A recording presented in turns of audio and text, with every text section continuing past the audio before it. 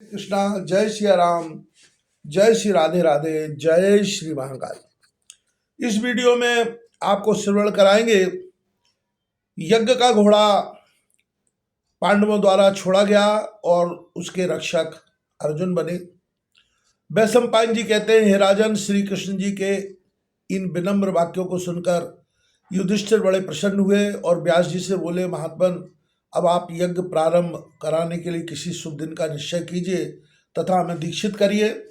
यह यज्ञ आपकी और भगवान कृष्ण की कृपा पर ही निर्भर है। व्यास जी ने कहा, राजन, चैत्र मास की पूर्णिमा को इस मंगल कार्य का प्रारंभ होगा। तब तक आप इसके लिए आवश्यक सामग्री एकत्रित करिए। अश्व विशेषज्ञों को यज्ञ के लिए उपयुक्त सुलाने की आज्ञा दीजिए। इस यज्ञ को मैं याज्ञवल्क्य व पैल की सहायता से संपन्न करूंगा। इस प्रकार यज्ञ से संबंधित आवश्यकीय कार्यों की सूचना देकर व्यास जी अपने आश्रम को चले गए। सब कुछ पूर्ण हो जाने पर व्यास जी को सूचित किया गया। व्यास जी ने आकर शास्त्रीय विधि से अश्व छोड़ने के लिए कहा। तब युधिष्ठिर ने यज्ञ के घोड़े को उपस्थित करते हुए कहा, मुनिराज, यह यज्ञ अश्व उपस्थित है। अब आप आज्ञा दीजिए कि किस धनुर्धर योद्धा को अश्व की रक्षा के लिए नियुक्त किया जाए। तब व्यास जी ने कहा, राजन, संपूर्ण भूमंडल को जीतने की शक्ति रखने वाले वीरवर अर्जुन ही घोड़े का संचालन करेंगे। भीमसेन और नकुल राज की रक्षा करेंगे, सहदेव कुटुंब का पालन करेंगे।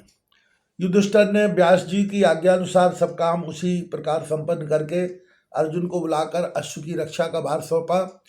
उन्होंने अर्जुन से कहा, दिग्विजय के समय युद्ध न करने की भरसक चेष्टा करना तथा यज्ञ का समाचार सबको बतलाकर यज्ञ के लिए आमंत्रित करना। यज्ञ के निश्चित किए हुए श्याम वर्ण के अश्व को शास्त्र विधि के अनुसार छोड़ दिया गया। युद्ध वेश में गांडीव को टंकारते हुए अर्जुन उसके साथ चल रहे थे। उस समय नगर के आवाल वृद्ध अश्व अर्जुन को देखने के लिए आने लगे। यज्ञ का यह घोड़ा पहले उत्तर दिशा की ओर चला तथा अनेकों राज्यों में भ्रमण करता हुआ पूर्व की ओर मुड़ गया।